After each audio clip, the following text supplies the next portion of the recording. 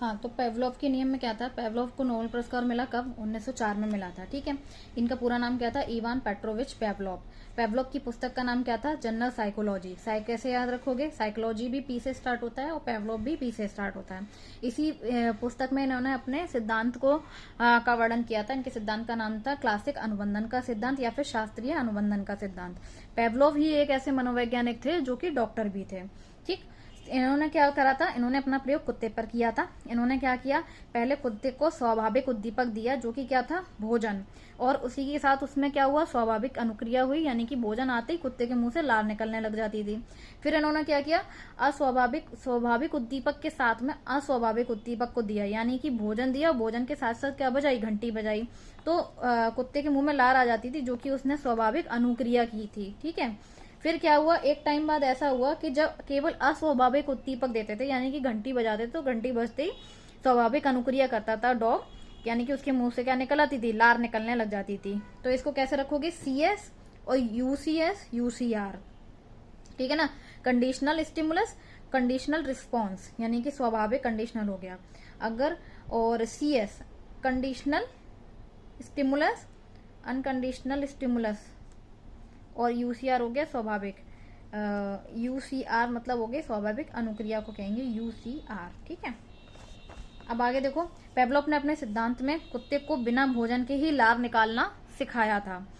ठीक है, इसलिए इनके ये सिद्धांत बच्चों में अच्छी आदतों का निर्माण करने के लिए, पेवलोव का सिद्धांत किस लिए यूजफुल होता है, बच्चों में अच्छी आदतों का निर्माण करने के लिए और उन्हें समय का पाबंद बनाने के लिए। जैसे टाइम होएगा उनकी अपने आप से आंख खुल जाएगी, जैसे घंटी का टाइम होता था उसी टाइम पे कुत्ते के मुंह से लार निकलने लग जाती थी। तो इनका किस चीज में हेल्प करता है, बच्चों को समय का पाबंद बनाने के लिए और उनमें अच्छी आदतों का निर्माण करने के लिए, तथा उन्हें सफाई के साथ रहने के लिए प्रेरित करता है ये सिद्धांत। इनके सिद्धांत को कई नामों से जाना जाता है, तो इनके सिद्धांत के और नाम क्या क्या हैं, क्लासिकल अनुबंधन का सिद्धांत, शास्त्रीय अनुबंधन का सिद्धांत। देखो अनुबंधन शब्द बार बार आ रहा है, तो इसीलिए अनुबंधन का जनक किसको कहा जाता है, अनुबंधन का जनक भी पेवलोव को ही कहा जाता है। अनुकूलित अनुक्रिया मतलब अपने अनुसार जो अनुक्रिया बना रहे, तो मतलब क्या हो गया, अनुकूलित अनुक्रिया का सिद्धांत भी कहते हैं, अनुबंधित अनुक्रिया का सिद्धांत भी कहते हैं। संबंध या प्रत्यावर्तन का सिद्धांत, संबद्ध यानी कि किसी चीज से संबद्ध हो गए, यानी घंटी से इसमें डॉग कुत्ता जो है वो संबद्ध हो जाता है, तो इसलिए इसको क्या कहा गया, संबद्ध या प्रत्यावर्तन का सिद्धांत भी कहा जाता है। परंपरागत अधिगम का सिद्धांत भी कहा जाता है। परंपरागत अधिगम कैसा है कि परंपरा चली आ रही है कि इस टाइम पे खाना मिलेगा तो मिलेगा, घंटी बजेगी तो बजेगी, कुत्ते के मुंह से उस टाइम पे लार निकलेगी, तो ये एक परंपरा सी बन गई थी, तो इसलिए क्या हुआ, परंपरागत अधिगम का सिद्धांत। इसको प्राचीन अधिगम का सिद्धांत भी कहते हैं। परंपरा से चली आ रही है तो परंपरा कैसी होती है, प्राचीन होती है, तो इसे प्राचीन अधिगम का सिद्धांत भी कहते हैं। ISR थ्योरी भी कहते हैं, इंफॉर्मेशन स्टिमुलर रिस्पॉन्स, इंफॉर्मेशन स्टिमुलर रिस्पॉन्स भी कहते हैं। इंफॉर्मेशन देता है ना, स्टिमुलेस करता है और उस पर फिर वो रिस्पॉन्स देता है। ठीक, कंडीशनल रिस्पॉन्स भी कहते हैं इसको। CR थ्योरी और ISR थ्योरी भी इसे कहते हैं। कौन कौन से नाम हो गए, क्लासिकल अनुबंधन का सिद्धांत, शास्त्रीय अनुबंधन का सिद्धांत, अनुकूलित अनुक्रिया का सिद्धांत, अनुकूलित अनुक्रिया का सिद्धांत मतलब अपने अनुकूल अगर अनुक्रिया हो रही है। ठीक है, अनुबंधित अनुक्रिया का सिद्धांत, संबद्ध या फिर प्रत्यावर्तन का सिद्धांत, परंपरागत अधिनियम का सिद्धांत, प्राचीन अधिगम का सिद्धांत, ISR थ्योरी और CR थ्योरी। फिर अगला आ जाता है कौन, स्किनर। स्किनर की अगर हम बात करें, पहले पेवलोव के बारे में थोड़ा सा और जानेंगे। क्या होता है कि पेवलोव ने क्या कहा था कि प्रत्येक व्यक्ति कुछ जन्मजात और प्राकृतिक अनुक्रियाएं होती है, प्रत्येक व्यक्ति में कुछ जन्मजात और प्राकृतिक अनुक्रियाएं होती हैं। जैसे कुत्ते की आदत होती है कि वो लार निकालेगा ही निकालेगा, ये अनुक्रियाएं किसी विशेष उद्दीपक के उपस्थित होने पर प्रकट हो जाती हैं।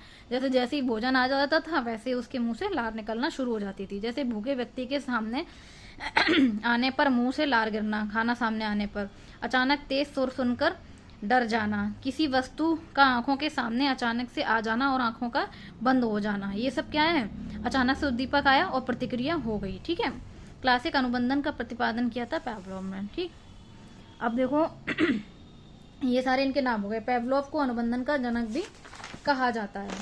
अगला हम पढ़ेंगे स्किनर का सिद्धांत। स्किनर ने क्या कहा था, पेवलोव के सिद्धांत में प्राणी को क्या रखा गया था, निष्क्रिय रखा गया था। जो काम कर रहा था दूसरा व्यक्ति कर रहा था, डॉग कुछ भी नहीं कर रहा था। वह किसी घटना के घटित होने की प्रतीक्षा करता है, जबकि स्किनर के सिद्धांत में प्राणी को सक्रिय रहना पड़ता है और उससे अनुक्रियाएं कराई जाती हैं। अनुक्रिया के बाद में उसे उद्दीपक पुनर्बलन के रूप में दिया जाता है। तो इन्होंने उद्दीपक किस रूप में दिया था? पुनर्बलन के रूप में। इसलिए पुनर्बलन का जनक किसे कहा जाता है? स्किनर को कहा जाता है। ठीक है। और इसमें व्यक्ति जो कैसा है वो सक्रिय रहता है, जबकि पेवलोव के में कैसा रहता था? निष्क्रिय रहता था। पुनर्बलन पर सबसे ज्यादा काम किसने किया? स्किनर ने। इसमें क्या बताया स्किनर में कि जब पहले व्यक्ति जो है वो प्रतिक्रिया करेगा, उसके बाद में उसे उद्दीपक मिलता है, यानी कि पहले रिस्पॉन्स करता है, उसके बाद में उसे स्टिमुलस मिलता है। तो इसलिए इसको आरएस थ्योरी भी कहा जाता है। स्किनर ने पुनर्बलन को दो भागों में बांटा था। दो प्रमुख पुनर्बलन बताए थे, दो भागों में बांटा था। एक तो प्रमुख पुनर्बलन बताया था और गौण पुनर्बलन बताए थे। इन्होंने प्रमुख पुनर्बलन 2 बताए थे और 4 गौण पुनर्बलन बताए थे। प्रमुख को 2 कौन कौन से थे? सकारात्मक पुनर्बलन और नकारात्मक पुनर्बलन। जबकि गौण पुनर्बलन कौन कौन से होते हैं? सतत पुनर्बलन, निश्चित अनुपात पुनर्बलन, निश्चित अंतराल पुनर्बलन और परिवर्तनशील पुनर्बलन। कौन कौन से? सतत पुनर्बलन, निश्चित अंतराल पुनर्बलन, निश्चित अनुपात पुनर्बलन और परिवर्तनशील पुनर्बलन। ठीक है। अब अगर क्या करेंगे ये इन्होंने 4 टाइप के पुनर्बलन बताए थे। ठीक। स्किनर ने क्या बताया था? पुनर्बलन की प्रक्रिया द्वारा बच्चों में सीखने के लिए अभिप्रेरणा आती है। क्या बताया? जब हम पुनर्बलन देते हैं तो क्या होएगा? बच्चा अभिप्रेरित होगा। जब भी ये वाली बात अगर कही जाए अभिप्रेरणा की बात, तो समझ लेना देखो प्रेरणा की स्किन कैसी थी? बहुत अच्छी थी। तो अभिप्रेरणा के लिए अगर पुनर्बलन की बात की जा रही है तो वो किसने कहा है? स्किनर ने कहा है। ठीक।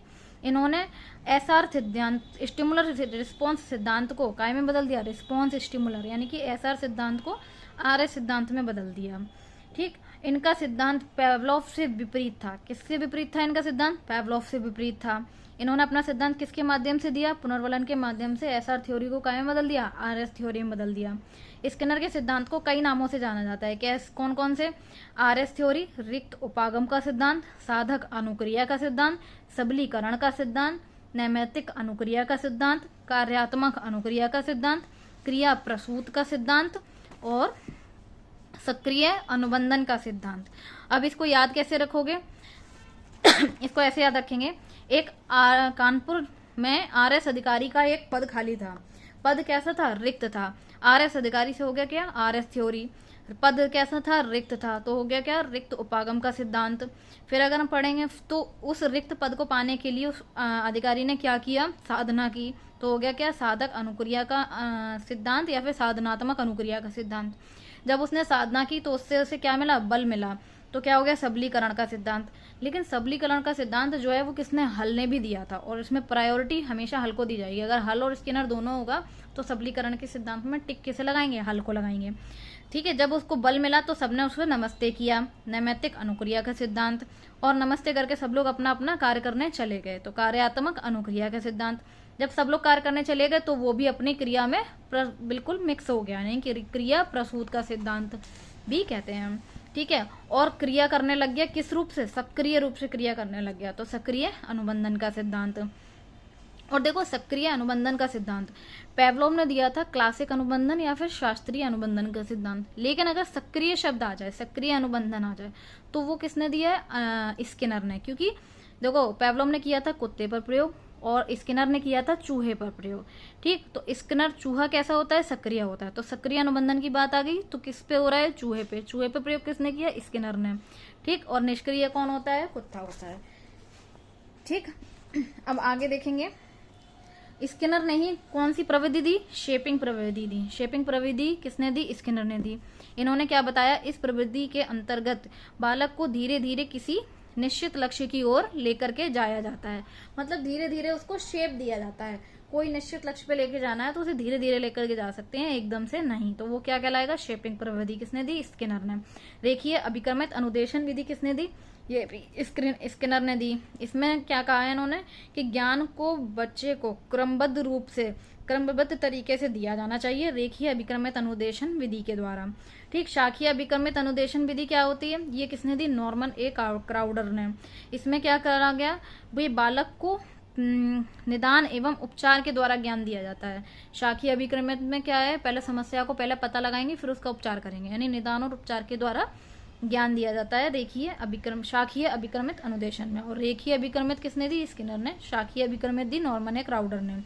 फिर हम बात करते हैं स्किनर की पुस्तक का नाम क्या था? The behaviour of organism.